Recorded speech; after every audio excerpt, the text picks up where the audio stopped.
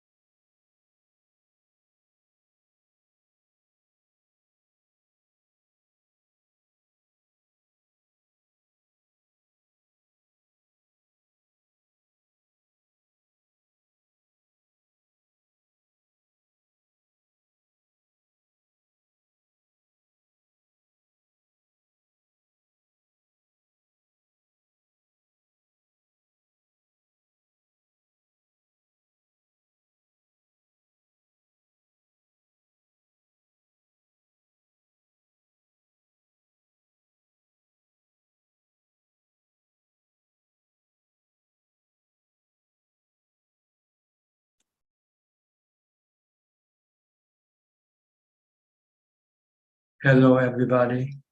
Welcome to another meeting, Dhamma meeting, where we will discuss the Buddhist practices of morality, charity, and meditation. Everyone who is interested is welcome to join. We shall start with our first participant, which is Willie from Indonesia. Good evening, Ajaan. As Ajaan suggested last week, I have tried to maintain the awareness of the skeleton or the skull of my body or other people's body. And it is difficult to maintain the awareness all the time because after a while, some thoughts will come in. So I have to go back to my mantra to stop the thinking. And then sometimes when I imagine the skeleton or the skull of myself or other people's body, sometimes there is some sadness appear and the mind starts to become weary. So should I continue this practice or I just go back to focus on developing mindfulness as before? You do the same thing, but when you feel weary, you should go into meditation and calm your mind first. Okay, Your mind is not calm enough to contemplate on the truth. So you have to switch to meditation to calm your mind. And after you come out of your meditation, then you can then contemplate again. Okay, so I still continue to try to develop that contemplation from time to time. Is that right? Well, it's up to you. If you want to see the truth of the body, you want to get rid of your sexual desire, you have to see the skeletons. If you don't want to get rid of it, then who's to tell you what to do? Don't you know what the purpose of contemplating on the skeleton? Yes, I know, but I mean, should I stick to the mantra all the time, or like now? I mean, sometimes I do the contemplation, and then when it is weary, then I go back to my mantra. Well, you have to decide for yourself. I cannot tell you every step of the way. I can tell you in general, if your mind is weary, then you should meditate to calm your mind. Okay. All right. Okay, then Ajahn. Okay, thank you very much. Kok Seng from Singapore.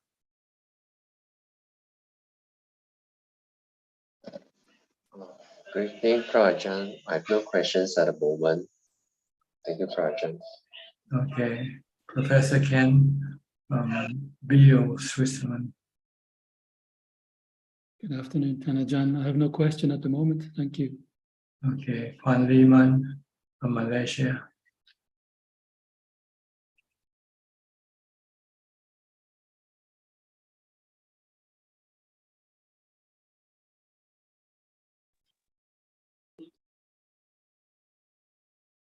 Ajahn, I don't have any question yet. Thank you. Okay. Anura and Ramya from New Zealand. Hi, Ajaan. So I have no special question today, Ajaan. Just happy to listen in. But in terms of practice, so I started doing more daily practice in the early morning. So feeling better every day. So it's more positive development. So when I started doing that, so even at work, it's gives a bit of a more positivity when at work, and feels energetic as well. So that's just my comment. Yeah. Yes, you have to push yourself if you want to move forward. Yeah. Because the practice is the one that will push you ahead. Studying just to know the right method of practice. But it's the practice that you have to put the effort in. Mindfulness, calm, samadhi, and alternating with wisdom development. Okay. Yeah. Do you have a question? So sorry, I have a question, Tanaja. It just came to my head. Sure, So sometimes I in my dreams I see some dead relatives.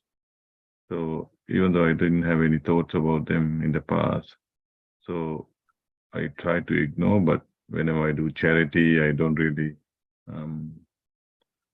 share merit by thinking, but I just as a letting go. When I do charity, I just do it as a letting go. So what should I do in this instance, Tanajan? So should I share merit, or is there any value? It might just be something in your subconsciousness. Subconscious. It's not the actual the spirit that contacted you. But if you want to play it safe, just share the merit if you have any for them. Yeah. It's just play it safe.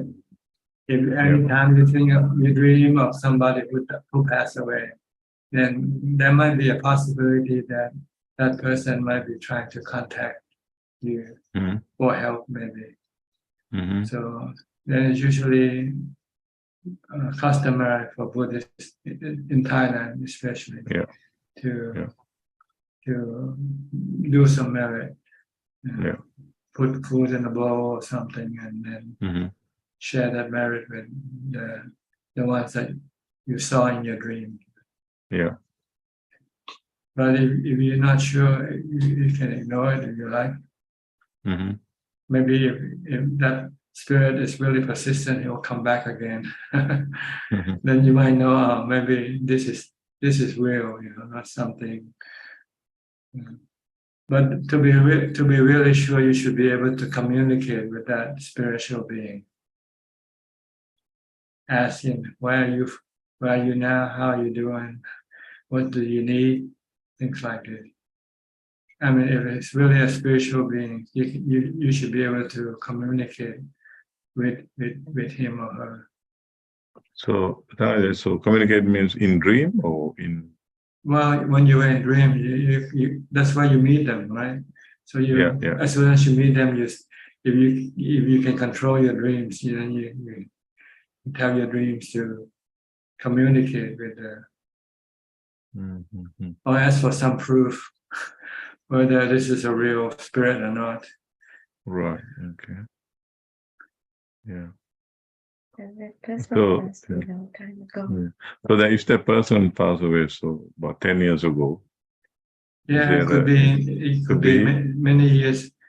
And if the spirit wants to contact you, they can contact you. But normally you would have to have a psychic ability. Yeah, true.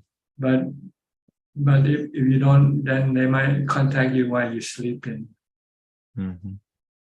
Like the story in the scripture in which a king,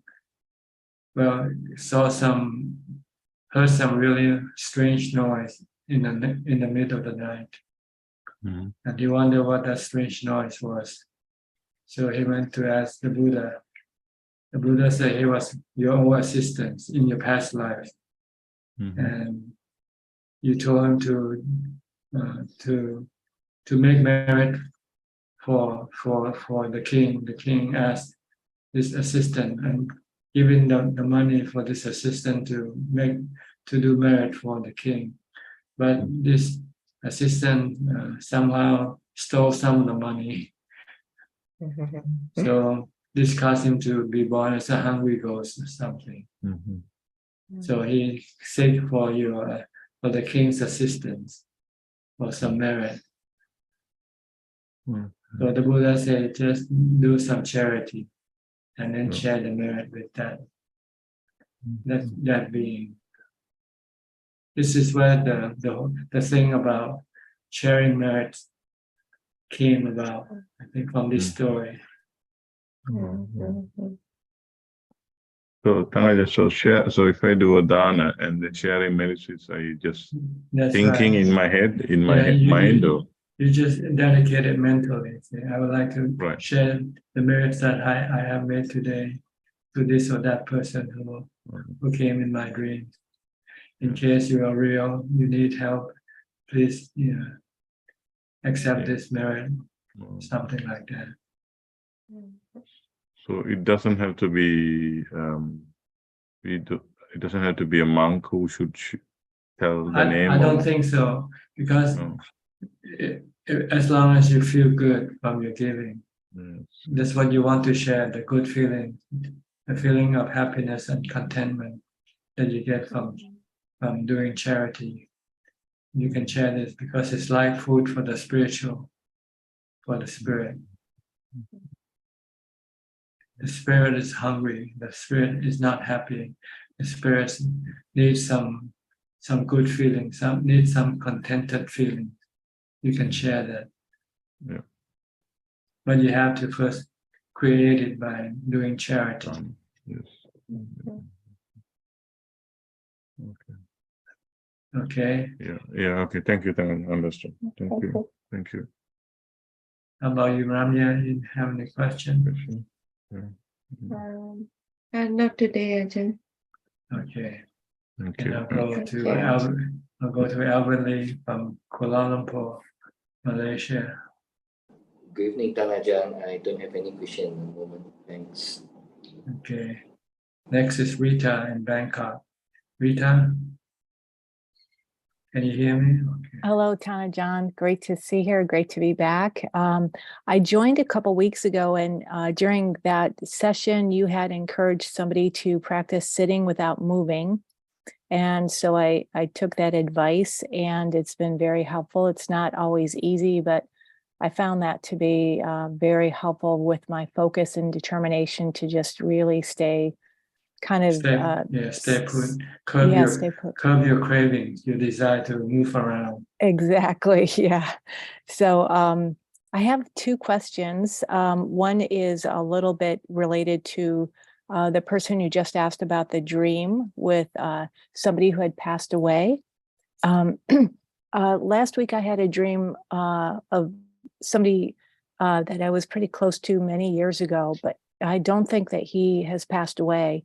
So I'm wondering if we have a dream of somebody from our past who's still alive, does that mean anything? Should we send them like goodwill, or should we just ignore it, or what do you usually suggest? It's up to you. Sometimes there might be something hidden there, maybe something to instigate for you to connect with that person. Maybe, I don't know. You can do it, or you don't have to do it. There's no particular way that you have to. Okay. You might be curious there. Maybe I should contact this person, maybe find out something. Well, that did come to mind, but I thought it probably wouldn't be wise. So maybe I'll just focus on sending the goodwill and hope that all is well in his area. But so the other question I have is maybe a little unusual. Since I've been in Thailand, I've had the opportunity to go to several monasteries and meditate in front of these really large Buddha rupas. And I find that when I'm meditating in front of one of these large Buddha rupas, I have more of a feeling of like protection and maybe more of a inspiration compared to, you know, sitting at home where I have a small Buddha rupa. But it's, so I was just wondering if there's something about those large Buddha rupas that they're meant to inspire, they're meant to offer some protection, or if there's anything that you could share about that. I think it's more psychological than real. You know, when we are around something sacred, we tend to be more mindful and more careful, you know, of our behavior. So location can be a factor in aiding or obstructing your meditation practice. So make people sometimes go to India, they say if they sat under the Bodhi tree, they felt inspired, they feel there's something to them that caused them to be more concentrated, but you cannot rely on this thing for your practice. But maybe for just as a kickstart, maybe something like this might help to get your practice going. But once your practice going, then you would have to really, the best place to practice is in a quiet environment, natural environment like the forest. Yeah. Unfortunately, there's not much forest close to where I am, so I'll just have to kind of work with just being in this apartment that we're in, but it is quiet. And yeah, thank you for your thoughts on those large Buddha rupas, because they're pretty impressive. And yeah, it's really nice to be able to be meditating in a very Buddhist country where we can just go into these temples and just go meditate, you know, most of the time, any time of day. So it's been a real pleasure. Thank you. Okay. As long as you think it is beneficial for you, you can do it.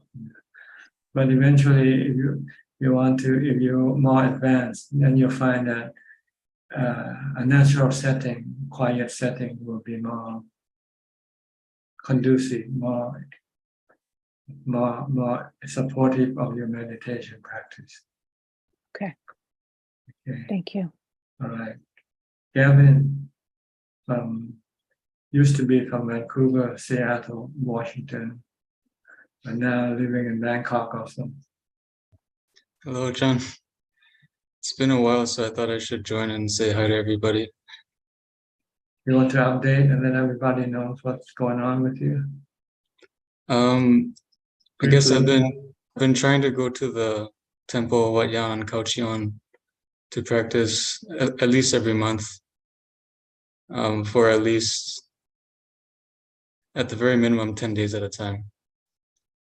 But each time I go, my practice improves. So it gets better and better each time. And you've been doing a lot of fasting also, I noticed. I started fasting, I think 3 trips ago, and it's been incredibly helpful. Thank you for suggesting that, Ajaan. Did it sort of help push your practice ahead, forward? It's just like you had been telling us through Zoom all this time that it's like a boost, like nitro boost for the car. And I never thought I could actually do it, but I'd like to try to conquer the fears I have, and fasting was one of my big fears. And it turns out that it's really nothing to be afraid of. As long as you have the tool to deal with it, which is mindfulness and meditation. If you don't have this tool, you will not be able to do it because your mind will be constantly craving for food all the time.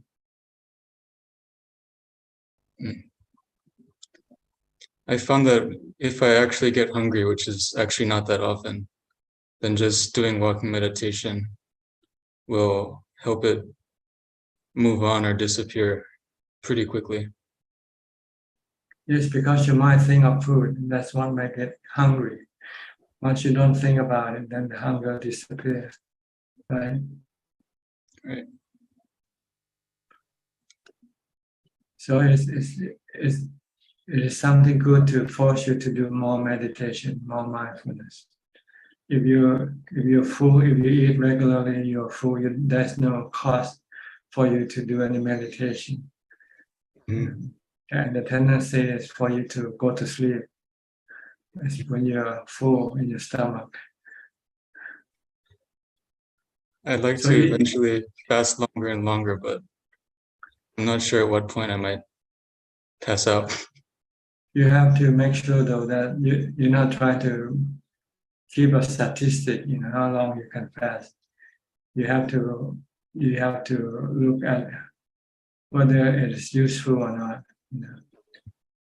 You'll get to a point where the number of days of fasting will become useless. I mean, if you fast longer than you should, you will be able to use it for your meditation practice. Then you would not. Then you should scale down back to where it is effective for your practice. Oh, okay. It's good to keep in mind. Sometimes you define once I can fast 9 days. Maybe I'll try 11 days. Maybe I'll try 15 days. So you're just going after the number, the days.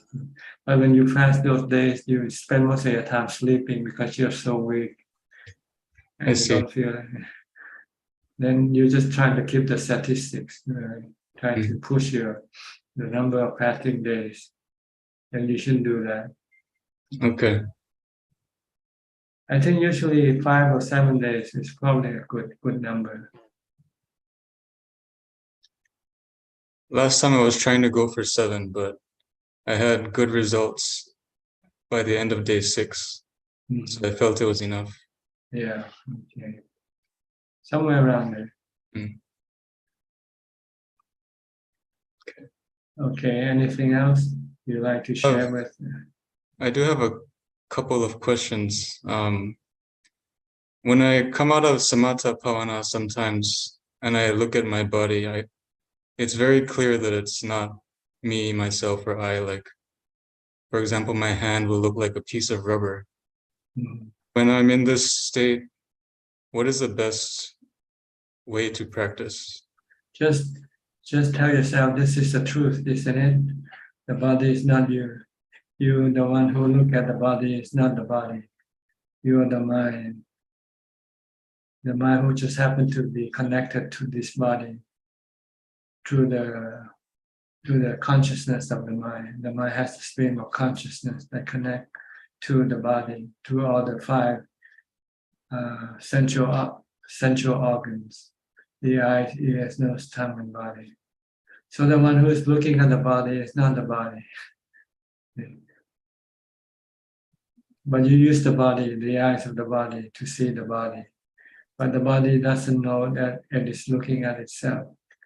The one who knows that it is looking at the body is not the body, it is the mind. That came out of meditation. And that was during the time when your mind becomes calm, and your delusion has been substantially suppressed. So the feeling or the thought of me and mine doesn't appear when you first came out of meditation. You see things as they are. That's not what your mind used to think. Our mind, if it hasn't been suppressed with meditation, it will constantly keep thinking me, mine, and myself. But when you came out of meditation, this thought of me, mine, and myself has been temporarily suspended. So you're just becoming just a knower or a looker of things. Okay. Then you should then reinforce it with your thought. And this is the way this is the way it is. The Buddha said the body is not you. So you should try to look at it like it's not you, like it is somebody else. Then you will not have any problem with your body, because you had no problem with other people's body if they should get old, get sick, or die. So if you try to look at this body that you have as somebody else's body, then eventually you will have no problem with it getting old, getting sick, or dying either. Because you know you're looking at somebody else, somebody's body, not your body. You don't have a body, you are a spirit, you're the mind. Then you will have to face the test when your body feel painful, and you will see how you will react. If you still can maintain that knowledge that this body is not you, then you should not feel any bad. You won't feel bad. You just look after the body as you need, as you have to. If you have something, if you have a wound or something, then you have to put some medicine in. If you have a stomachache, you have to get some medicine. But your mind should be calm and not anxious or worried or excited.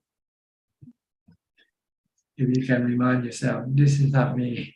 I'm just looking after this body. Okay. So should I just keep repeating this thought cycle while looking at my body when I'm in that state, or? You have to be able to convince yourself, not just merely repeating the thought cycle. Really believe in what you see and think. That this is actually not me, not my body. I'm just the one who thinks, who knows. Okay. Then you will see whether you pass the test or not when something happens to your body. When you get sick or you have an accident, you fall down and your body gets hurt, and see how your mind reacts. Okay. If you can still maintain that knowledge that this is not me, then you say, okay, why get excited or why get worried? Yeah. So this is what the purpose of trying to contemplate or remind yourself all the time that the body is not you. And then you will see whether you pass the test or not when something terrible happens to your body. Okay, I understand. Okay. Yeah. May I ask, could you explain what Bun Kuson is? Well, bun is merit, bunya. This is a Pali word meaning merit. We usually translate into English as merit. We make merit tambun in Thai, say make merit is tambun. And this merit comes from the practice of charity, morality, and meditation. which merit can be translated into being happiness of the heart, not of the feeling, but happiness of the mind, which is different from happiness from the Vedana. Vedana is a happiness when you see things. You see things and you like that thing you see. You feel happy. But this is the happiness from acting, from doing something good, which is different. And this one will stick to your mind much longer than the Vedana, the feeling of Vedana. Vedana is anicca, it keeps changing. You can be happy one moment when you see something, and then the next moment somebody says something bad, you can feel unhappiness arising instead. But with the act of doing good things like helping other people or sharing things with other people, this tends to stay longer in the mind. Even though things around you might change, but this good feeling from giving will still remain. And whenever you think of it, you could still feel good from it. So this is merit. This is punya that you get from dana or keeping the precept, not breaking the precept. Like when you want to hit a mosquito, and you change your mind, say, "Oh, this thing has life, just like me. I respect." So you stop doing the killing. When you can do that, you feel good. You feel that you have achieved something good. And also the feeling you get from meditation when your mind becomes calm. These are all punya, or merit. Okay. Why kusala means kusala? This is the word kusala in Pali. Kusala. Kusala means I think it's used with the thought. We have good thought and bad thoughts. Kusala dhamma, akusala dhamma, apayagata dhamma. Kusala means having good thoughts. Akusala means having bad thoughts. And apayagata means having neutral thoughts. I see. So this is how our mind works all the time, thinking something of good things, something of bad things. In terms of action, I mean. Thinking of doing something good, thinking of doing something bad, thinking of doing something neutral. So this is how our daily activities is involved with our thoughts. Usually our thought will be usually neutral. Our activities are more for ourselves, for the maintenance of our body. Like we eat, we exercise, we go shopping, we work. These are all considered to be neutral karma, because you're not doing anybody harm or benefit. Good karma means the action that you take and benefit other people. Then this is called good karma or kusala. And the action that you take and hurt other people, then this is called akusala. Like killing, stealing, this is considered akusala action. While giving dana, giving charity, helping other people, stopping yourself from hurting other people, these are called kusala action. Okay. Yeah. All right.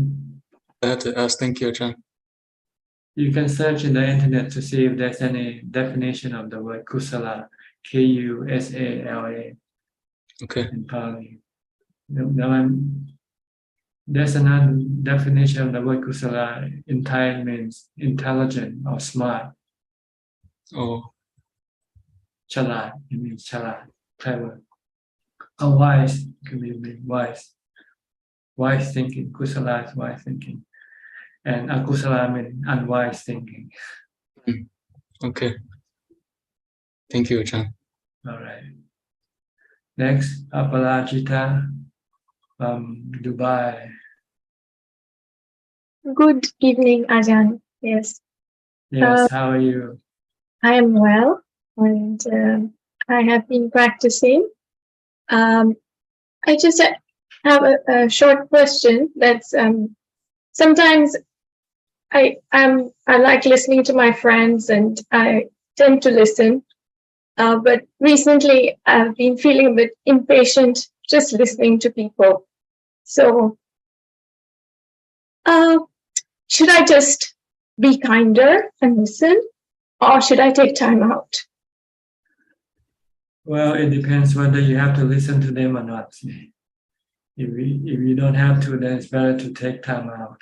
It's better to be alone. You gain more benefits from being alone because you can meditate, you can develop mindfulness, you can make your mind become more peaceful and calm than when you have to deal with other people. One of the things that the Buddha recommends if you are meditator is not to cling or associate with other people. Try to be alone as much as possible. Because if you cling to them or you associate with them, they tend to talk about worldly matters, which can arouse your anger or your greed or hatred sometimes. But if you want to talk with people who like us here, talking about Dhamma, in which you can learn and use it to help calm your mind. But if you talk about making more money, getting a new house, or this sort of thing, this is better. It's better not talk about it. Yeah. No, I don't like those conversations, but yeah sometimes friends like to talk, and I thought it was nice to just patiently, kindly listen, because some people like that. And then recently, I've been finding myself a bit impatient. So yes, maybe I should just let it go for a while before I get a bit more resilient, maybe. Yeah, because you're impatient because you didn't want to listen to what they say. Yes. But if you think it, and it's an act of compassion, then just say, okay, maybe they need someone to listen to their trouble. Then you say, okay, be just a listening board for them, them to vent out their whatever they have inside. You just keep listening and nodding your head, okay, and pretend that you're actually listening. But you don't have to get involved with their problems. Usually they tell you of their problems more than anything else. That's true. Just be a sounding board for them so that they have somebody to listen to. Okay. And during that time, to caretake my occasional irritation, should I just chant a mantra internally or something else? Or yes, you can. If you feel restless or agitated, you just chant mantra, Bhutto, Bhutto, or which other mantra that you can use, that you like to use. Yeah, Bhutto is good. Yes. Good. Okay. Thank you, Ajahn. Okay, you're welcome. Next, Villery Rossotti. Where are you from, Villery? Hello, Ajahn. Hello, everyone. I am from Seattle. Okay, I forgot. Yeah. Sorry. It's okay.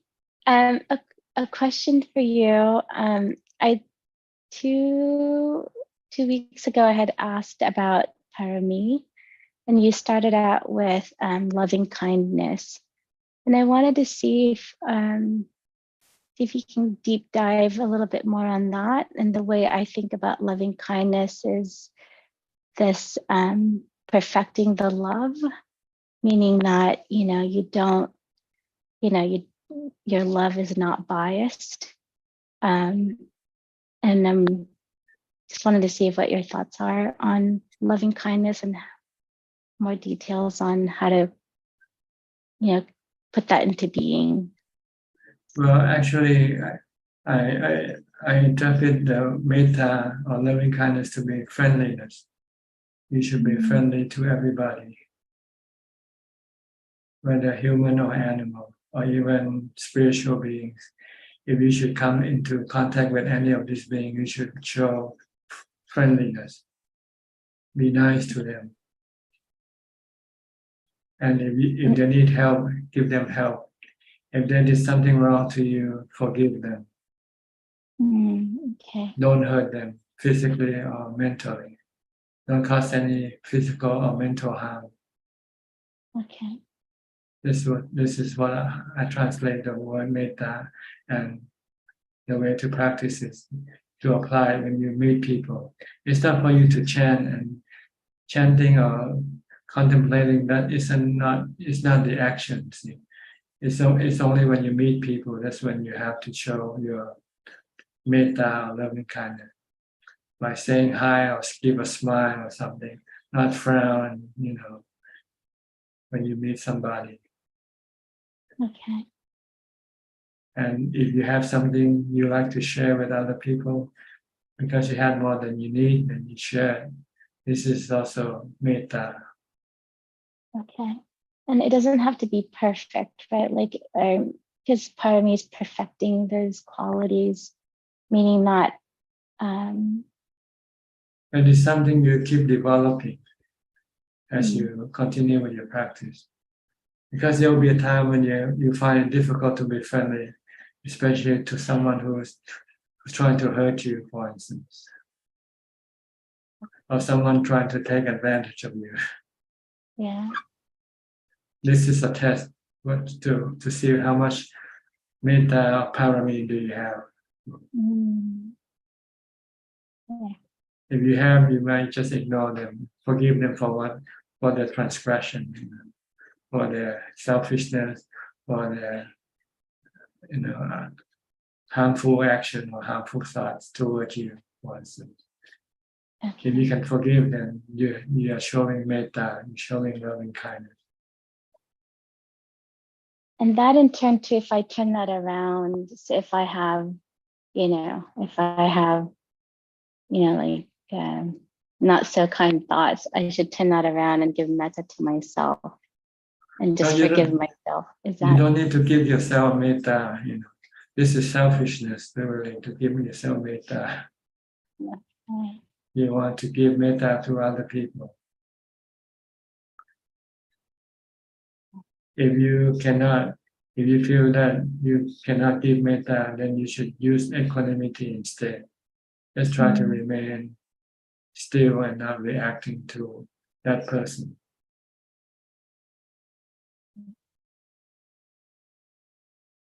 I'm not sure where the idea of giving yourself metta comes from. I don't know. It sounds strange to me, really. I just hear it a lot. Yeah. Give yourself metta. What do you mean giving yourself metta? You love yourself anyway. The only time that you should give yourself metta is when you think of killing yourself. Then you should give yourself metta.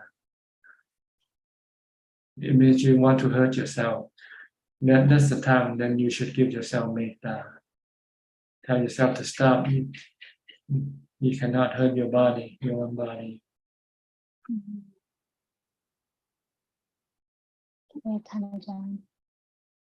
Okay. You still meet? Your group still meeting every week in Seattle? Yes, Ajaan. Yes, we meet Saturdays and Wednesdays. Okay. Anything else?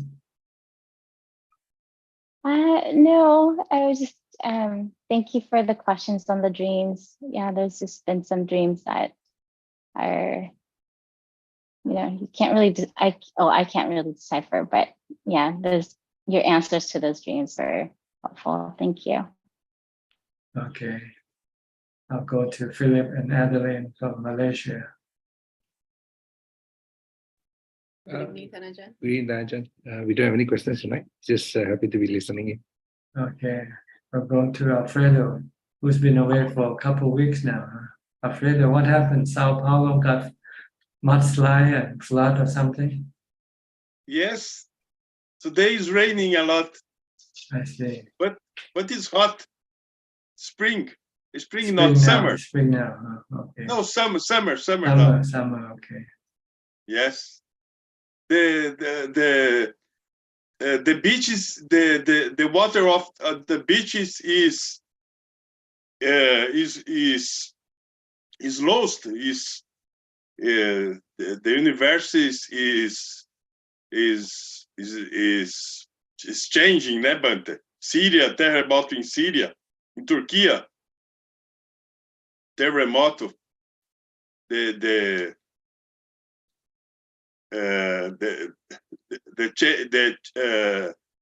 change the springs, né, Bante?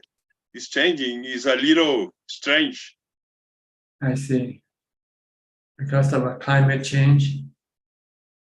Yes, I think is the changing is for hot the. I think no, but for Dhamma is indifferent, né, Bante? Dhamma is mind, né, Bante? Yes.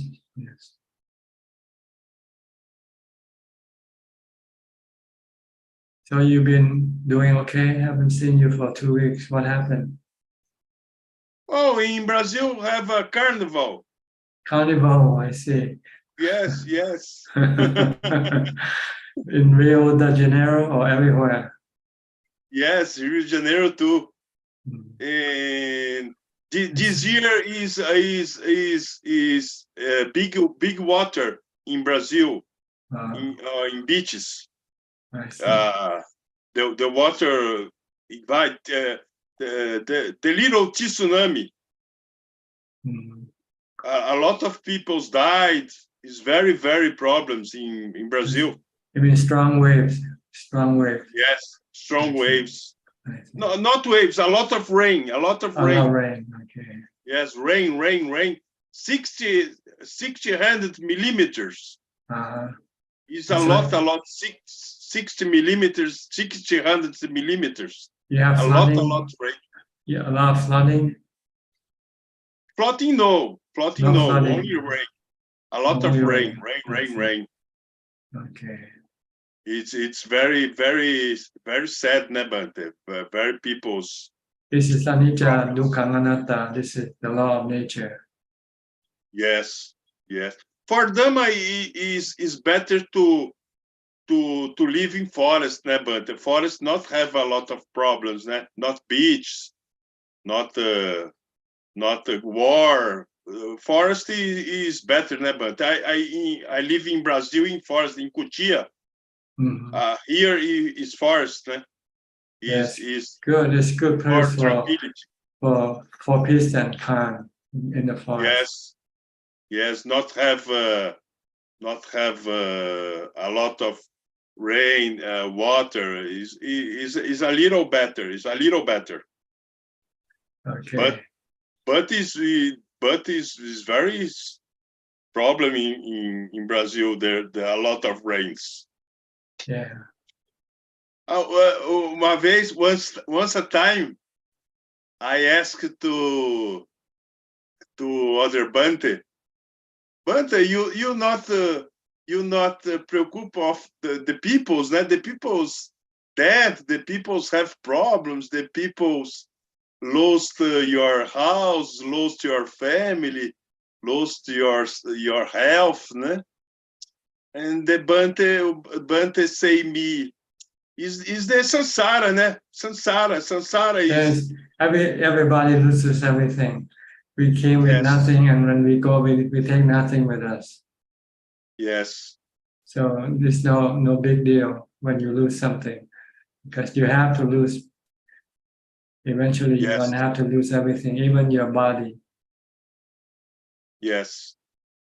So you have to think like this, then you will not get excited when you lose something. Yes. Okay. Yes. Okay, Bante. Good to see you back. My meditation is okay. Okay, Ubeka. Keep Ubeka. Udacha, Udacha. Udacha. Udacha. Udacha is restlessness. Udacha is restlessness. Yes, yes, yes. Okay. Thanks, Bhante. All right. We'll go to Uruguay next then. Ricardo. Hello, Bante. Nice. Tanajan, nice to see you again. Happy to be back. Last week I had flu, so I couldn't be here with you again. I was not dancing in the carnival.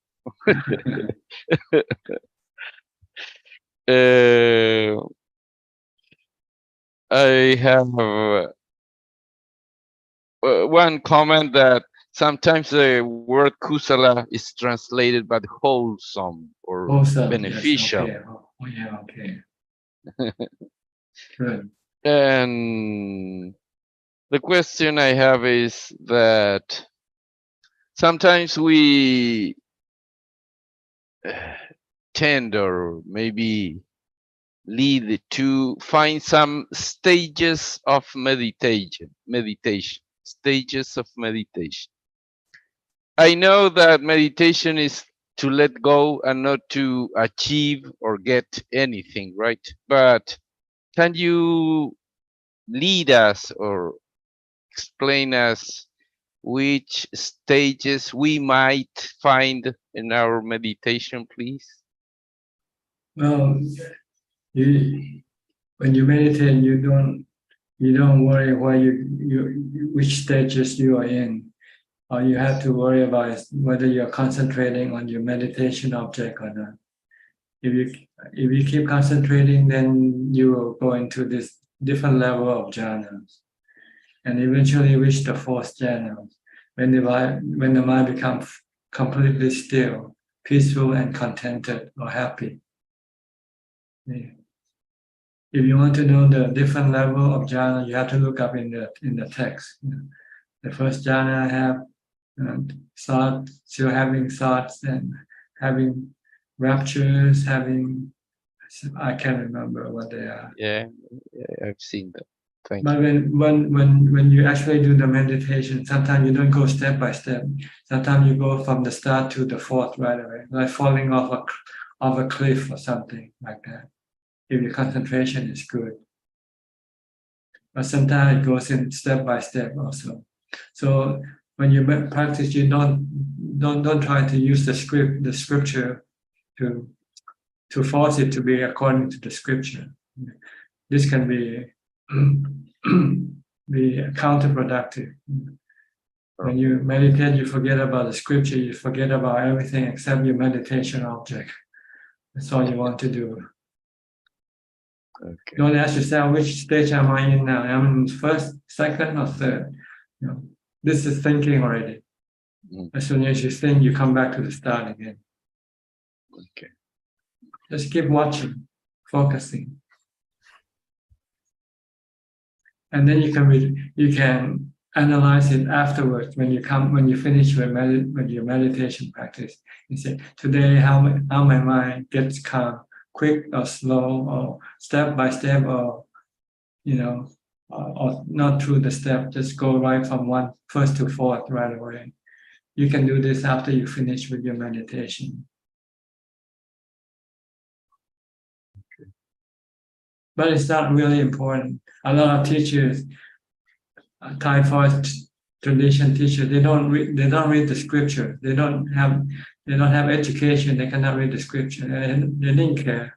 As long as their mind is happy, that's all they want. That's all you want, is as long as you can keep your mind peaceful and happy. You have achieved your job, achieved your work. You don't need to know what the first step is, second step is, and so forth. Sometimes they talk about 16 steps of anapanasati. I say, I don't know any step. I just know one step. It's mindfulness of breathing. Okay? Okay. And I have another comment, that is that not to be afraid of death. Sometimes I know the monks go to the jungle because there are snakes and all that dangers, right? Yes, wild animals too. This is more to cause them to be more mindful. See, when you're in a dangerous situation, you have to be really mindful. Like if you are a bomb disposer, when you try to dispose a bomb, you cannot let your mind think about other things, right? Right. Okay. Okay. I think But bomb disposer, I think have a lot of mindfulness.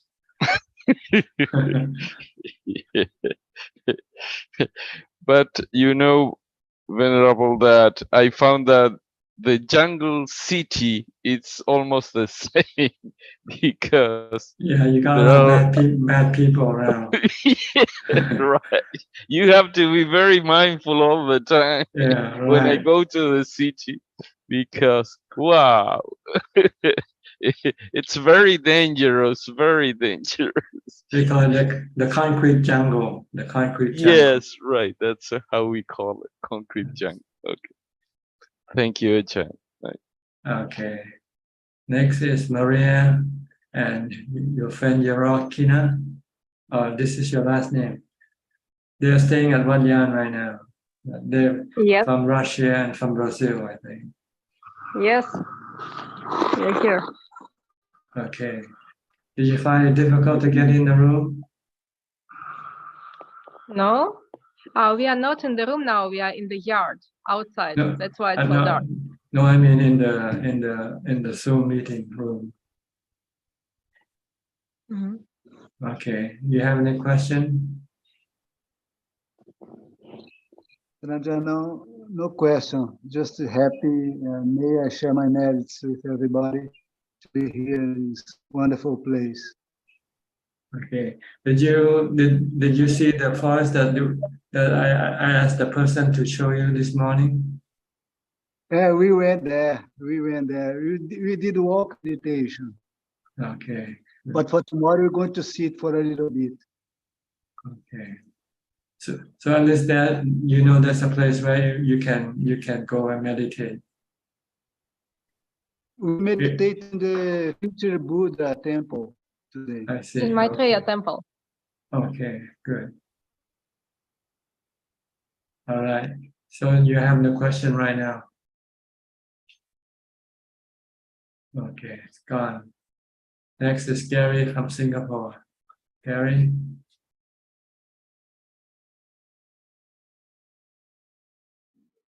Good evening, Tanajan. No questions, just happy to be listening in. Okay. I'll go to Belinda, also from Singapore. Belinda. Tanajan, good to be here. Good to be alive. Yes.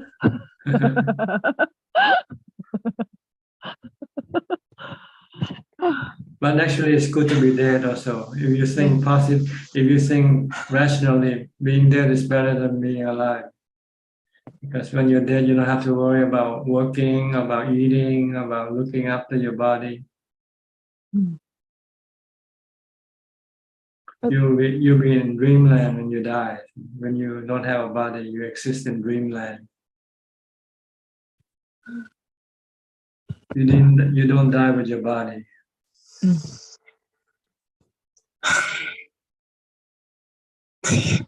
I think I could just tell. I just confess here a lot of akusala.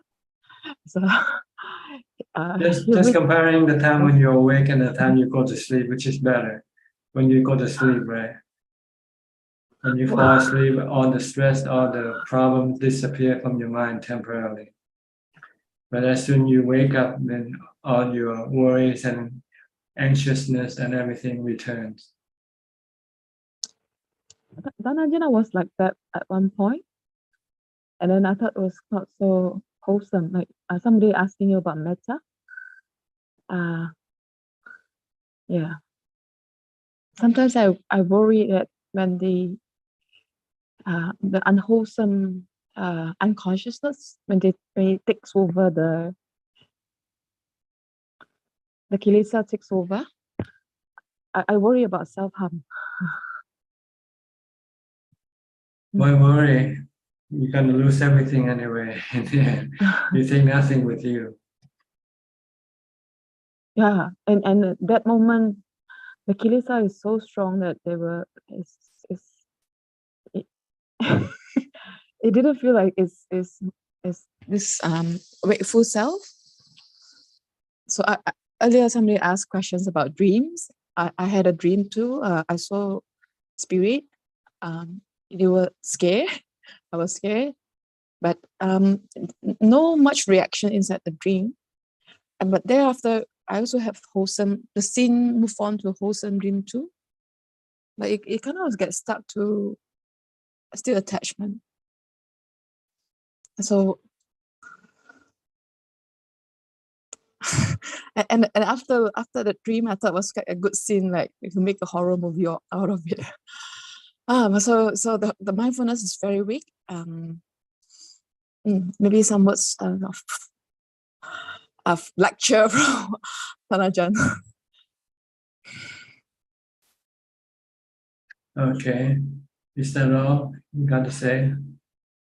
Maybe Ajaan got something to lecture me, or I thought I need some lecture. Well, when you're in dream, you cannot control your dreams because they are being controlled by your good or bad karma. And even if with this current wakeful life is still, we are in a different form of dream that we are still sleeping, right, Ajaan? I mean, the mind, it's like, it's when you lack mindfulness, then you can be daydreaming. Yes. So are there remedies to this, Ajaan, or just like just accept it as is? Stay mindful, then you'll be awake. Like the Buddha, he say, I'm an awakened one, because he's constantly mindful.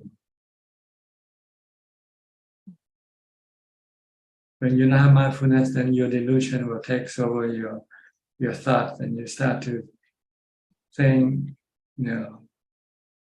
delusionally.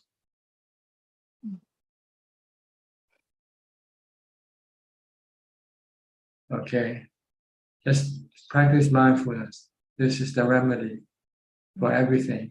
All mental illnesses arise from the lack of mindfulness. Okay. Ajaan, would it help if I were to go to a temple to do dana? I thought I know that spirit. If somebody that I might have known. Yes, it helps, but if you can practice mindfulness, this is more important, more beneficial than dana.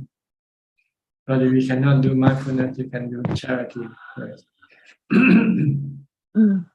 I find it helpful to be in places where people practice mindfulness strongly. Like I need to, like coming to this helps to raise mindfulness, or help to raise consciousness. Or sometimes, Ajaan, there are hormonal issues.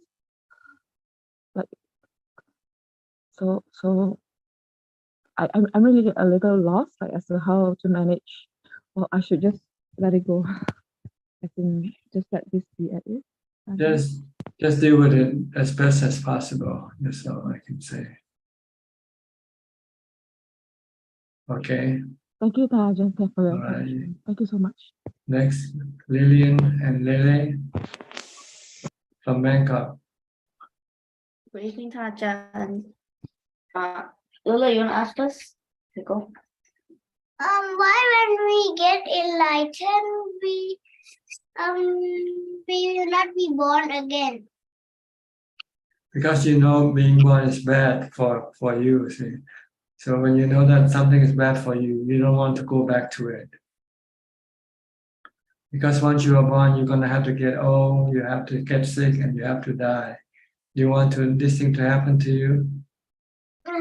You want to die? No. Okay, then don't born, don't reborn. Every time you reborn, you have to re-die. That's true. Understand? Yes, I got some. Okay. If you How do we get enlightened? you have to become a monk like me, stay in the monastery. Okay, you want to come and become enlightened? Come and stay in the monastery with me. You want to? You want to? Not yet. The Buddha took his son to live in the monastery at the age of 6. After he became enlightened, he went back to the palace.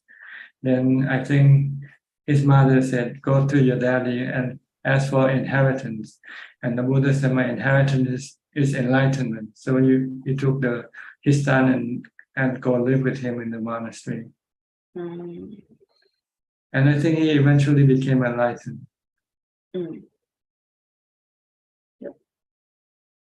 Yes. Okay, you wanna come? You wanna come, Lola? Maybe. Maybe. Okay. Any more? Okay. Good evening, Ajahn. Okay. Thank you, Ajahn. I got no question, but I just came back from a retreat finally. And How long did you go for? 8 days. 8 days. I think it's very, very clear when you say that as lay people, it's really, really very hard to practice. But when you practice during the retreat, the intensity is really a lot more compared to practicing at home. So it's very clear when I went there, that point. Yep. Yes, it's more beneficial to be able to go to a retreat because then you can really practice full time. Yep. If you're at home, you're usually a part-time practitioner. Yes. It's hard to be part-time, to be honest. Yep. So I think I did progress a bit in my meditation. So hopefully can go another time this year, hopefully. Yeah, you should try to go as much as possible. Make it a point to go to retreats whenever you can. Okay. If you want to advance in your practice, you need to have continuous practice. Okay. I will try for sure. After the first experience, it's really very clear to me that it's very beneficial. Yep. Okay, good. Thank you, Ajahn. You're welcome. We'll go to Suchart in Erie, Pennsylvania. Erie, right? You're in Erie. กับท่านพระอาจารย์ yes Erie Pennsylvania yeah I would like to if the boy can change my name will be okay but I try to but it doesn't work well by the way so yeah thank you for keeping from you it's on top in my mind and also Putto a lot of time I practice in meditation and only one thing sometimes when sit down meditate it look like itching it's everything is itching I heard that someone said that it is true when I sleep but when you watch movie you don't have any itch right when you watch movie no it's something then it's your defilement it's your kilesa that cause the itching it doesn't want to be still. Yes, but I said, I heard that on Sunday, the one you talked about, sit down, meditate, and let go, don't touch it. Yeah, it can't be it. It can't have to be touching it. So anyway, so I doing and quite a bit, a lot of time, and also I keep doing it and keep myself calm down and without know you I probably go nuts by now but anytime when get angry stressed anxiety coming up. So I said it's gonna coming and gonna go in minutes. So I think I'm waiting for that. So it is true. It is work out. But again, so I would like to thank you again, and I will keep practice and putto, and I follow. I know pretty much about your history, but I don't think as much. But it's I just try to admire that you finished the state university over there. So I said, oh, look like my dream in MIT in US too. So, but anyway, so that's what I thinking about. But anyway, so all right, just for now, thank you so much, and I'm gonna Okay. keep listening. Keep use Bhutto, Bhutto. Keep reciting Bhutto, Bhutto. Stop your mind from thinking. Okay. Thank you. So, Okay. that's all for today. Next, Sri and Jack from Vancouver, Canada. Hello, Ajaan. Ajaan, many participants today, so I don't want to take too much time. Just the comment that maybe the loving kindness to self maybe is from the like the ahang avero homi, the like starting to enmity to from danger, like it starts from I, right, Ajahn? The sutta. Aham Sugito Homi, yes. Like Yeah, start with I, right? Like when you recite the sutta. I guess so. If that's the sutta, I don't know. Is it like it's because I think metta is usually, I think that the circumstance that first is to come about was the Buddha taught monks about contemplating on death, I think. And then monks start to think that since I'm going to die, why should I wait for the time to die? Then they're thinking about killing themselves. And the Buddha said, no, you have to then switch to metta contemplation instead. May all beings be well and happy.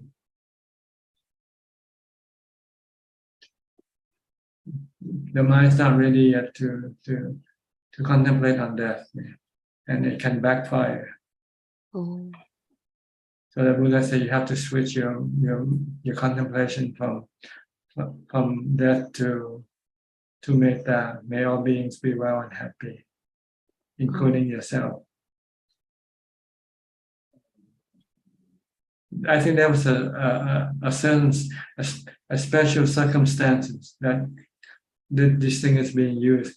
I think somehow it's been twisted around to that you use it you use it every day for yourself. You're not hurting yourself, so what do you need to be metta to yourself? And we like this is like strongly that we love ourselves, right? Like it's like we already And that is wrong also. The Buddha asked you to contemplate on death so you don't love yourself. But you not to the point where you want to kill yourself, that's all. Wants you to let go of your attachment to your body. But if you contemplate too much or not clever enough, you start to think killing your body is what you should do when you contemplate on death. No, contemplate on death so that you can let go. And then you know one day this body is gonna die. And by clinging to it, it will cause you a lot of dukkha or suffering.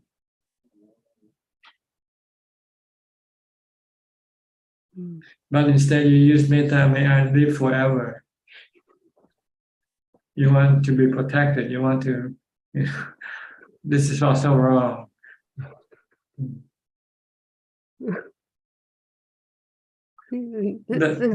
That's the point of contemplating on death, to counter the perception of permanence in life. If we don't think of death, sometimes we forget and we think we're gonna live forever, right? Or at least we wish we could live forever. Yeah. You made a really good point, Ajahn. Yeah. So it's actually like the middle. It's an middle. antidote. If you take too much medicine, one medicine, then you have to take an antidote. If you contemplate on that too much, then it backfire. Then you have to take an antidote to stop it by switching to metta, loving kindness. Oh. If you want to kill somebody, even mercy killing, this is not metta. It's not mercy when you kill someone. You say it's mercy killing, but it's not mercy. When you kill somebody, it's not mercy. Like in the West, I think when you get sick, your animal gets sick, you don't want to see them go through the pain. So you just help them by killing them and call it mercy killing. But this is still killing. And killing, there's no such thing as mercy killing. It's always cruelty. When you kill somebody, it's always cruelty. But your delusion can twist it around, make you think that you are being kind, killing other people.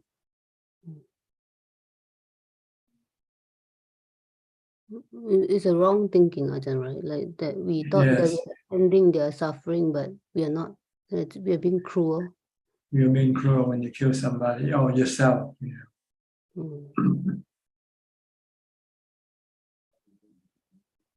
Okay. Yeah. Thank you, Ajahn. Yeah, thank you, Ajahn. All right. We'll go to Diana from Wales. Greetings, Tanajan.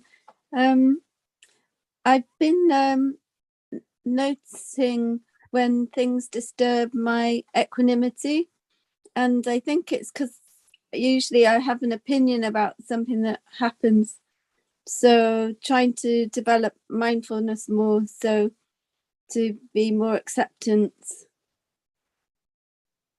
Yes, it's your desire, your craving that caused you to lose your equanimity. When you see something you don't like, you want to change. When things happen we don't like. Yeah. We have opinions. You have to teach your mind that everything happens. It's the law of nature, and sometimes we cannot help, we cannot stop it. Things can be good sometimes, and things can be bad sometimes. But this is the way how things work. Anicca, not always good, not always bad. Sometimes good, sometimes bad. Sometimes neither good nor bad. But we always want we want something to be good. Yeah. So when it doesn't work out that way, we lose our calm. Quite often I find it's because I don't like something, but really it doesn't matter. It's that causes the suffering, isn't it? That feeling. Whereas if we just accept it, then we don't suffer. That's right. Accept equanimity, using equanimity. Come back to equanimity. Don't react. Yeah. Thank you, Tanajan. Okay. Is your son back from Thailand already, or is he still in Thailand? Yes. No, he's in Edinburgh now, in Scotland, with his brother. So they're both working up there now. Yeah, but doing well. He's got a boxing fight for charity this weekend. So he was training in Phuket. He was training for the fight. The kickboxing type of fighter. Kickboxing, huh? I think maybe he'll finish soon because he thinks he's getting too old and too many hits. I hope you'll finish. Okay. Next, Kafai Lim from Malaysia. Kafai. Good day to you, Tanajan. I have no question today. Good to be listening. Thank you. Alexa Aroka. Sadhu Tanajan. Yeah, I'm here. Watching the tiger watching me. What tiger? You have a tiger in your room? No, yes. I mean, they call the Thai teachers the tigers, huh? Oh, tiger. The Asiatic teachers, they call it them tigers. So I'm under the eye of the tiger. I'm going for my goals of achieve great things. I'm busy with that. Like Mongalana, he jumped with 2 feet in the pool water, right? I guess so. I didn't read the scripture, so I don't know. Yeah, the monk complained that Mangalana jumped in they was thirsty, and then the Mangalana jumped with 2 feet inside the water pool. And then he was new monk, so he complained to Buddha, and then Buddha told him, "Ah, don't worry. That's what he did this because he had 500 times reincarnated as a monkey, so he have this as an underline." I find it, yeah, I'm more or less like that when I see some how to say attitudes of me like this one. Because I don't know different. I jump in and now it's almost with you 7 years, gonna make in August. And it feels like 7 years inside in number 7, just it's Buddha said that there is the moon and all clouds around. So it's already there, teacher. We just have to dissipate the clouds, and then we have to, what we want to know from Buddha, the Dharma is the Buddhism is investigative science, as far as I understood, is also investigative science. And then what we want to know is that if that's true what Buddha told. And Buddha gave us the map. So I guess now I'm investigating inside the territory. So investigate memory, which is just a reflex from old systems we have, a nervous system, emotional system, cortex, frontal cortex, so it's thinking, and then all these things come up, I watch it, and then I see that I make it bigger than it is most of times. And when I have the rest, when I'm very rest, then most of times I have insight, and then I solve it most of times later. In the moment, it's very difficult to be ready for it, only with strong upeka. So when to finish this, what I say is, I will need all my energy. When you told me Buddha was enlightened in nature, where there is all organized, then I will have the right time to have it all time only for that. I don't have it yet. I'm still coming back from Thailand. Okay. Is that all? I think I said a lot, huh? No. Okay. Yeah. Okay, I'll go to it's enough. yeah. Maybe later you, you want to say something more. Thank you, sir. Okay. Thank you. Go to Dean. Dean, are you still in London? Yes, Ajaan. I'm in London and I'll be here for a few more years. I have one thing to share with you and followed by a Dharma question for your guidance. I'm very fortunate. Last week, I searched online for Dharma Youth lineage in the UK, and I found, quite by accident, I found a temple that was formed about 4 or 5 years ago under Dharma Youth. It's founded by Longpo Tongyin Katapunyo from Wat Prachakom Wanaram Pakun branch. So I hesitate for a week, I meditate on it, and I found quite happy to to make connection, and I went to the temple. So they got a land and a house, and they have laid the grounds for a small temple. Only the grounds for ordination. So that's the status. There isn't a really conducive place to sit there to meditate. So I met a small group of Thai supporters there. It's really small, only 2 monks there. So this is just the update on this, because I feel my connection to Dhamma Youth very strong. But I also very deeply respect Ajahn Chah tradition. So if I may ask the question, is to do with the word gradual. I have a understanding that the process in the practice is, generally speaking, gradual. I've been following that kind of approach for the past year, but I'm a bit uncomfortable with that because for many years I have a very strong drive. I need your guidance because I was wondering, my drive or my determination it should be held back and consider a gradual approach. But then I'm conflicted because isn't that determination important? But then I have to be careful. It's a gradual process.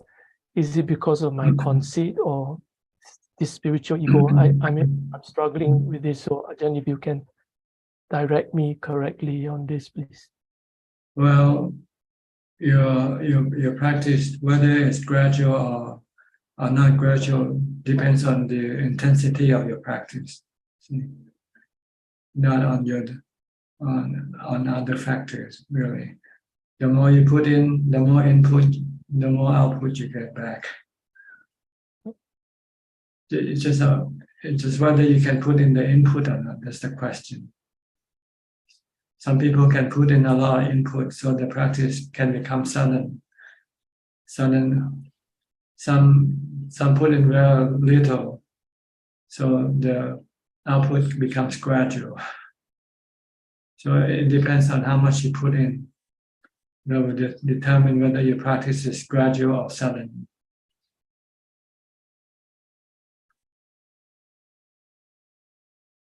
Ajahn, can you talk a bit more about this?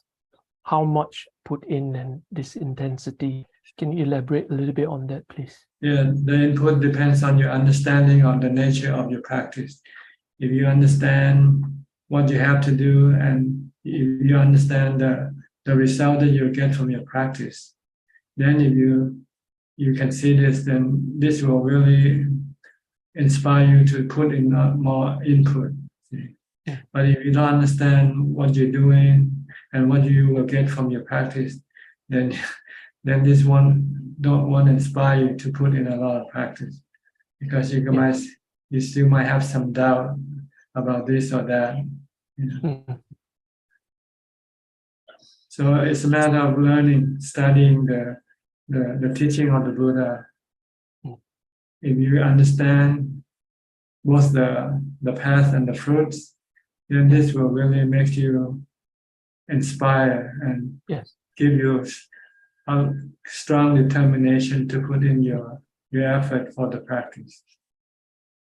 But if you don't see, you don't understand the path and the fruits, you don't know what you're doing, and you don't know what you're gonna get from your practice, and you don't have the inspiration to commit yourself to do the practice. I think another thing that will help you to make you put in the effort is if you can somehow experience some of the fruits from your practice.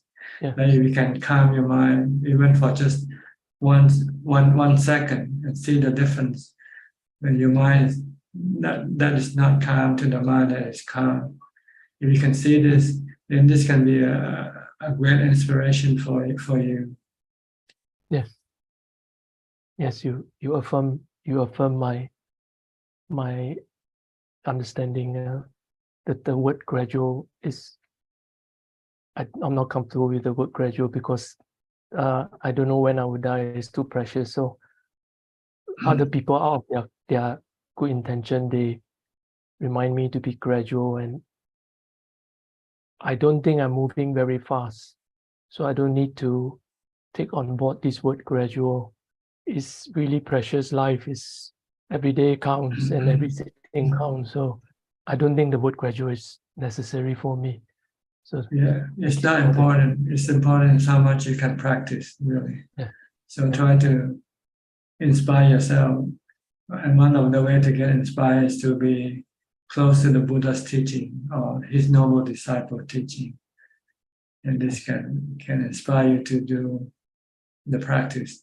And once you start doing the practice seriously, you might be more inspired if you get the result from your practice. Indeed, yes, Ajahn. That's why I'm speaking to you, because listening to someone's voice talking about Dharma is very important. I know that very well. So thank you, Ajahn. Okay. Is that all? Yes, Ajahn. Okay. We'll go to Christine, Koe, Kampine. Ajahn, good evening. Yeah, actually, few days ago, I did listen to Dharma talk. Then I did contemplate what is the explanation of one of the monk that elaborate anatta, and I not understand until I really contemplate again and again until now I understand what is five khandhas. Then Dhanachan, can I know that is that good to always contemplate that to subside my ego and anything else, so it will come to the mindfulness instead of sometimes I lack of right effort to do the sitting on the meditation?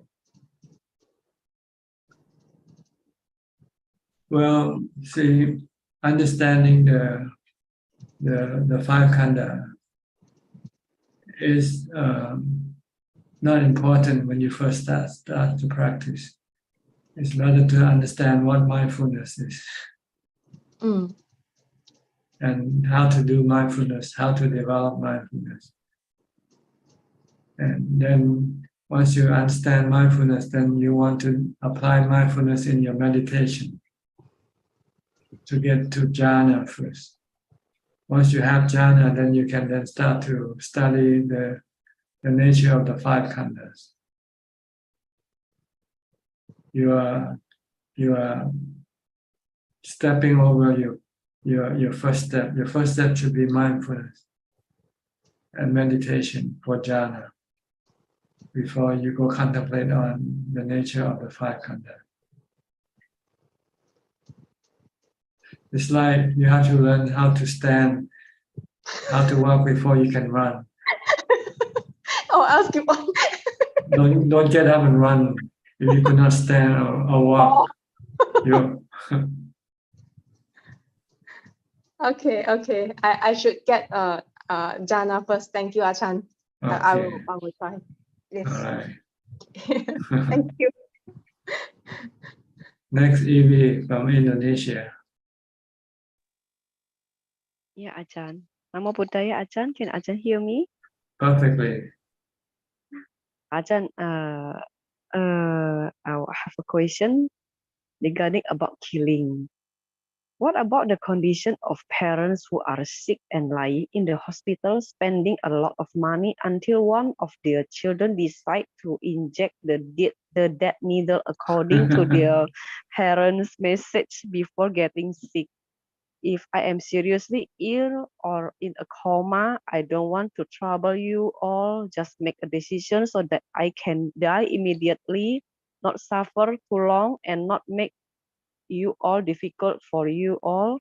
This is often encouraged nowadays. Is this order appropriate according to Dhamma? Well, you can do it, but you can do it in the Buddhist way. The Buddhist way is to not take the sick person to the hospital and just let the sick person stay at home and die naturally. See? But you should not inject some poison or something to cause the death of the person. This will be considered killing. But to not take any treatment, this is not considered killing. Just to let the body expire naturally without any interference. Yeah. But it is impossible if we just let our parents lying there, no take them to hospital, just let them But you lying like still this. you still give them food, you still look after them just like when they're not sick. That's all. This way they won't burden your financial problem, because you don't use any money, you don't spend any money in the hospital anyway. And you're not breaking the precept. If you take it to a hospital and ask the doctor to inject some poison, then this is bad. This is breaking the precept. Still killing. And I want to ask about retreat. I never attended a long retreat. I only attended 1-day retreat or 3-day retreat. After we return from the retreat, we return to the normal life. Then our practice slowly seems to disappear. It seems like it comes and goes. How do we maintain the quality of the practice during the retreat in our daily life? You have to go It's back like more. You have to go back more often. That's all. it's impossible. Why not? Other people can do it. If you really want to, you could do it. You still cling to your comfort, of home. So you could not go to a retreat. You still cling to people. Our duty.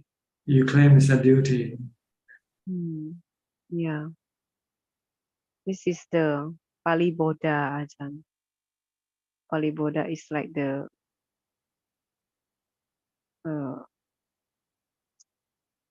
something. Yeah, just the duty cannot, Ajahn. Yeah. What about other people who maybe it's not duty, maybe it's more defilement. Your defilement usually like to find some excuse to disguise, to hide your defilement. Your defilement is you want to enjoy the sensual pleasures. So you don't want to go to. If we are householder, we have the duty, and that is the obstacle to our practice. Is that true, Ajahn? I don't think so. I think it's your sensual desire. Your desire for sensual pleasure is the one that keeping you from going to the retreat. But you don't want to admit it. So you use the duty as the excuse. Our husband can be angry if we go retreat. Let him get. What happened if you die today? What would they do? Why don't you think like this? Ask yourself, if you should die today, what would happen to them? That is the exceptional. Well, going to a retreat is like dying. Yeah, die for 8 days, die for 10 days only. Maybe 1 year or 2 years. 1 year, 2 year, you don't have to come back again. Then they will make do. They will adapt to your absence. Don't worry, life goes on with you or without you. Yeah. You just make yourself important because your defilement wants you to use it as an excuse. That's all. But in reality, no one is indispensable, right? It's like the strong rope pulling us, just pulling us, not to go to practice the Buddha ways. Very hard, I think. Okay, all right. And Ajahn, I still have one question.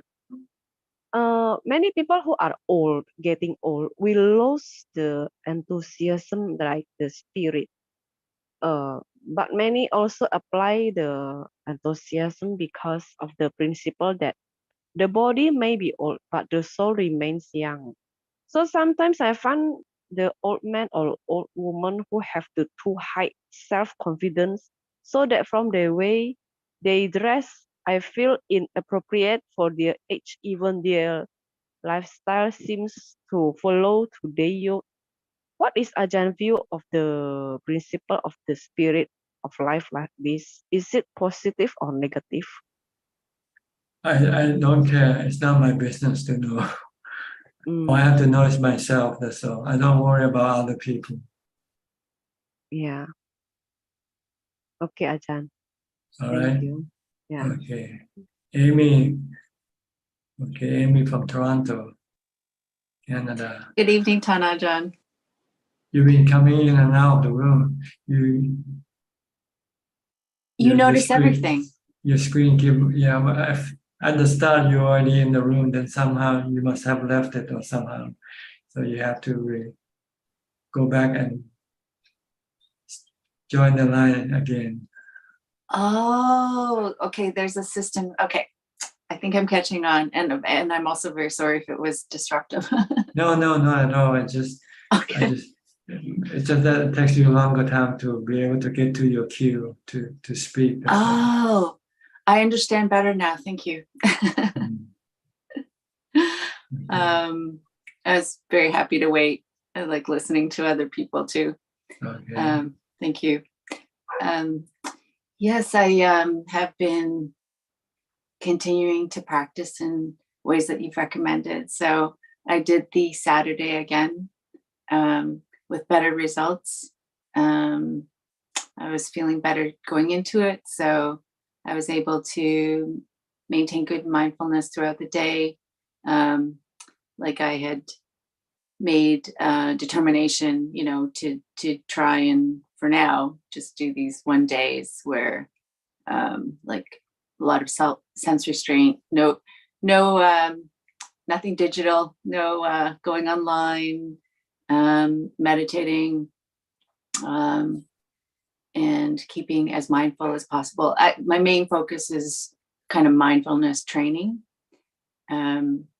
So I had reported back to you that the prior week I made efforts, but my meditation was no good. My mindfulness wasn't that great either. But this past week was much better. And I feel that sort of a lot of your tips, including as soon as you wake up in the morning, Bhutto, Bhutto, Bhutto, Bhutto. Like just the first thing I think of now is kind of awareness of too much thinking and just stop it right away. It's a good way to start. And those kind of foundations seem to really build upon each other. So like every day starting like that. And then on the Saturday, I think you had recommended watching the body, but I was struggling with being able to do that effectively. But I think I made a bit of a breakthrough last weekend. And I just wanted to share with you, and I wonder your thoughts. I did find that watching the body was very useful. But the difference in terms of doing it better was kind of realizing that it wasn't just watching my physical body, but I was watching like a part of my body and the part of my brain that actually just tells my body what to do. Like dishes need to be done, go do the dishes. And it's like watching, I think like you said, like a puppet. That was more successful and useful for me than I think I was doing it wrong before. I was just trying to watch my body as it moves. Wrong or right, I guess the latter way was really useful in that it helped. I think it's helping me see that there's different parts of the brain. Like thinking, oh, I have to go do the dishes now, move my body over there is really different than papancha. And that's been really helpful when if you have any comments. Well, yes, the purpose of doing this mindfulness thing is to stop your mind from thinking. The goal is to stop the mind to become still when you meditate. Because when the mind becomes still, you find peace, contentment. That's what you want. But in order to get there, you need to have mindfulness. Yeah. So if you don't have mindfulness, when you meditate, your mind will be running all over the place. But if you keep training your mind with mindfulness all day long, so when you come and meditate, you'll find that your mind doesn't go away. It will stay with your meditation object. So that's the purpose of doing mindfulness, is to keep the mind in one place, really, such as your body. How you do it, it doesn't matter. Whether you want to think about what you do or you don't have to think about what you do, that's up to you. You can just say, I'm just watching. Right now, I'm eating. Right now, I'm washing my body. I'm brushing my teeth. Just keep the mind here and now with the body. Don't go think about, sometimes we eat and we think about what we're going to do next, where we're going to go tomorrow and so forth. This should not be done if you want to have mindfulness. If you want to stop your mind, you want to still your mind meditation. You don't want to think about any other thing except what you do. Some people find it difficult to watch. They can use the mantra instead. Bhutto, Bhutto, Bhutto. Once you use the Bhutto, then your thought cannot come in. You cannot use your thought and Bhutto at the same time. Although it tries, sometimes it succeeds. You can be using Bhutto and you also might be thinking when you first started. That's because your Bhutto is not strong enough yet. Just keep watching, just keep reciting Bhutto and disregard the thought that might appear in competition with your Bhutto. Eventually, your thought will then eventually become less and less.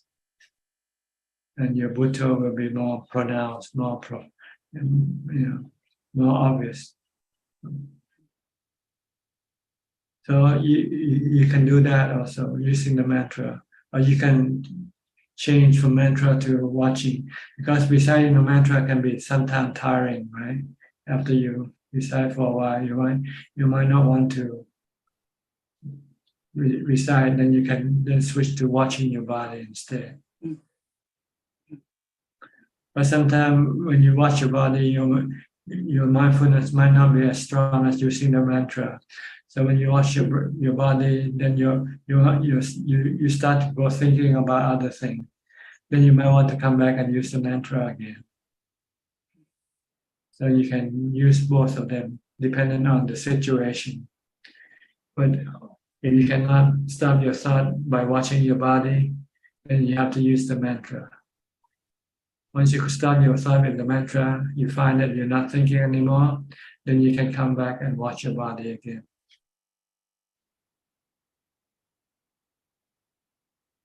Understand? Yes, thank you. I did use Bhutto as well, to very useful to switch. And it's really changed my meditation.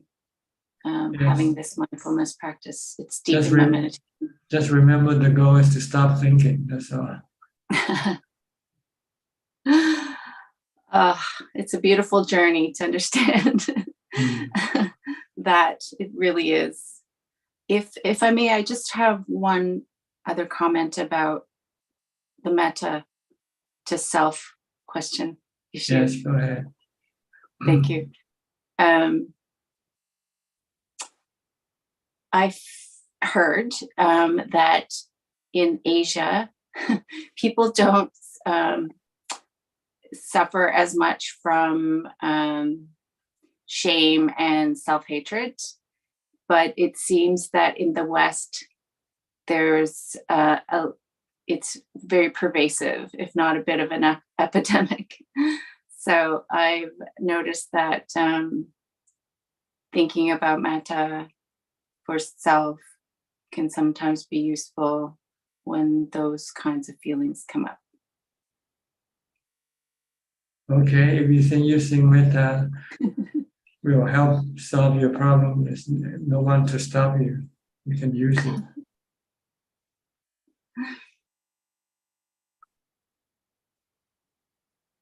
Because maybe I never have any problem with myself, so I never use metta to to deal with my problem. I suspect so.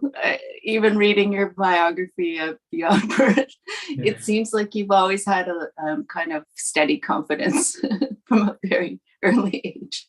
Yeah, I tended to accept life as it comes. Yeah, and I think I was fortunate that I don't have much inclination to hurt or harm anybody. So I don't feel any guilt. It seemed as if you just didn't have an inclination to blame really either, like others or yourself. Just accept things as they come. Accept your lot. Yeah, I think in the West, like there's a lot of blaming, if not others, it's as often blaming yourself, if not more. Yeah. It's like in the West, you cannot do anything. You could be sued, whatever you do. Yeah, it's maybe more litigious here than in Asia. I don't know. It can be quite litigious here, yes, especially in the US. It's money to be made. There's less money to be made. Yes, indeed. There's quite a lot of money to be made. There's a lot of people who'll pay for it. So especially, yeah, anyway. It's not the most conducive kind of climate, that kind of thinking. Yeah. It's not metta, it's not loving kindness. It's don't eat dog world. It's a don't eat dog world. It's professional blaming. Yeah. Okay. But if you can use metta to make you feel better, that's okay or something. Thank you, Ajaan. Okay, you're welcome. Sulan from Singapore. Sulan.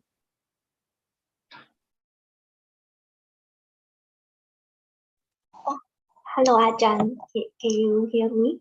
Yes. Oh, okay. Happy to see you again, Ajaan. Are you okay? Yes. Good to hear. Just now I was listening to what you were sharing about kusala and akusala. Yeah, I thought it was very useful. Then I just wanted to share that like last night and this morning I was like having a lot of akusala thoughts, feeling a lot of ill will towards myself and also someone that I was feeling upset with. Yeah, but then I think too much akusala thoughts already and affected me emotionally. Then but I got restrained myself from like letting my anger overspill or my will to overspill. So is restraining oneself also kusala? Yes, yes, it's a wholesome action if you can restrain yourself. Then you don't get yourself into trouble. So if you cannot restrain yourself, then you might end up getting into a fight or something with someone. Yeah, but although I can restrain myself like in terms of actions, but now I'm feeling the guiltiness of having akusala thoughts. Yeah. And also feel ashamed also that why I have like such bad thoughts. Yeah. So It's good to have guilt, to feel guilty or ashamed, so that you don't do it the next time. See, that's the purpose of having guilt, to teach you a lesson that to do something bad is not good. okay. Yeah. Okay. I'm not sure what happened at your end, but we keep getting a lot of loud noises coming in. I think because it's yeah. Okay, that's better. Oh no. Oh, okay. Yeah. Okay, you have anything else?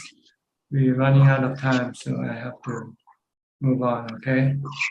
Or you have something else to say? Yeah, I think one more question is on the part that I think Chet was mentioning that if let's sorry, I mean if he was mentioning about the mercy killing, that part, that if so prolonging the life of as in choosing not to prolong the life of another person due to like finances, etc., is not considered killing. It doesn't have any bad karma. Not treating the illness is not considered killing. Yeah. Okay. Okay. Thank you, All Ajahn. right. Go to Mandy Smith from Canada. You've been away for a few sessions. You okay? Good to see you, Ajahn. I had been following, just watching, but I've had a lot of challenges and a lot of. I wrote in a question just about trying to have upekkha when and accepting. I have a traumatic brain injury that had eye issues, and just trying to accept where I'm at, as opposed to keep trying to get better and better and better and better. I just want to accept like myself. So I'm just kind of working through that.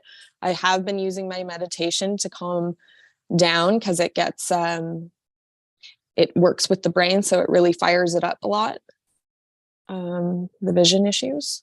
So but I found out I won't be driving for another couple years at least, so just accepting that as well.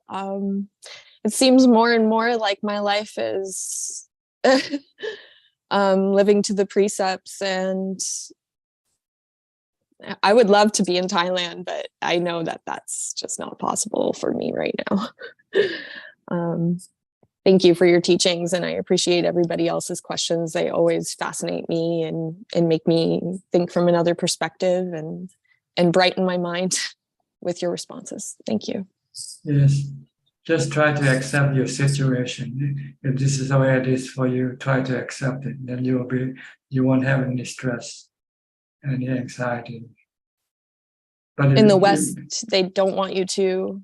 They want you to get back. To fight. Yeah. Well, if it's a good fight, you should fight. I mean, if you fight and if you win, then you should fight.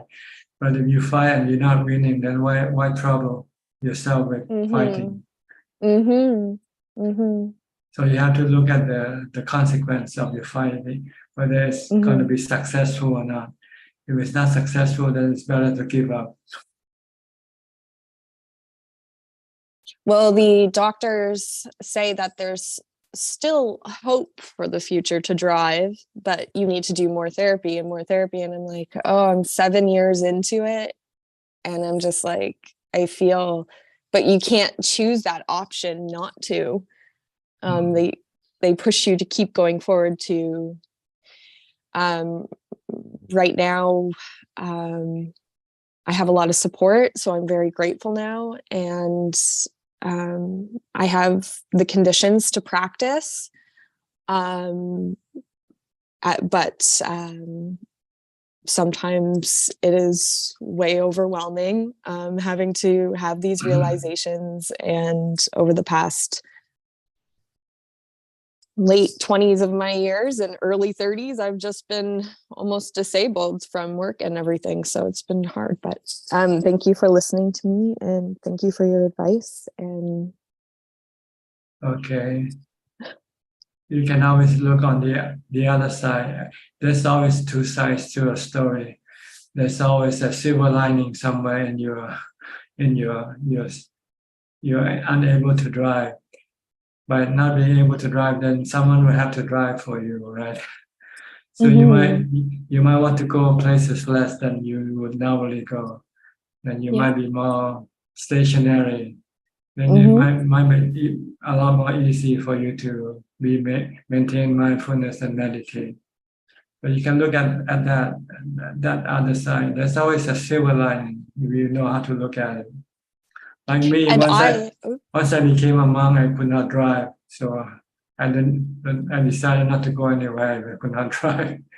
Yeah. Stay put and meditate. Yep. Yep. Okay. But I feel there's a lot of pressure from society and family systems to not just accept where you're at and to sit at home and meditate. I guess it's other people's opinions shouldn't matter, but they don't see it as they don't understand it. Well, as long as you understand, it's more important. Okay. Yeah, once you understand, it doesn't matter whether other people understand it or not. Okay. Yep.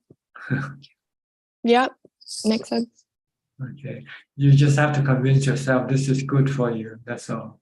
And what other people think doesn't matter. Yeah. Because this is what you can do. That's all you can do right now. So yeah. Yeah. I agree. Yeah. Just to be happy with your situation. Try to see the good side of your situation. Don't just look at the bad side. There's always two sides to the story. Yeah. You lose something, but you also gain something back without knowing it. Yes. Search for it. Search for what you gain from losing what you lost. You don't have to be stuck in the traffic. This is the first thing you gain if you don't drive. You don't have to bike. You don't have to pay for gases. This is true. Insurance for your car and repair. Yes. All right. Yep. Okay. Thank you, Ajaan. Thank you. I think we'll have to go to Facebook now for the final questions. Yes, there is one question from Facebook, and the questions from Aun. Good evening, Pante. Aun from Penang, Malaysia. Please, Ajaan, explain and advise me how to enter in Samadhi or Jhana to calm the mind. Because when I start meditate about 3 hours in sitting posture, but my nerves from lower leg feel very numb and very pain. But I cannot overcome the pain feeling. The pain feeling more powerful than my mindfulness, although I use mantra Putto, Putto, Putto very fast. Sadhu. Well, you just have to keep trying. Just you have to keep reciting the mantra. It might take a few trials before you succeed. So don't give up. Just keep trying. Just keep doing it. One day you might be able to overcome your painful feeling with your mantra. Okay. Well, I think that's about it for tonight. That's all about the time we have. Thank you very much for your participation. I hope this meeting is produce some benefit for you and help you advance in your practice. In the meantime, please stay safe, stay mindful, and keep on practicing. And if all goes well, I'll see you all at the same time next week. Thank you and goodbye. สาธุค่ะ Thank you. Sadhu, sadhu, sadhu. Ajahn. Okay. Thank you. Thanks, Admin.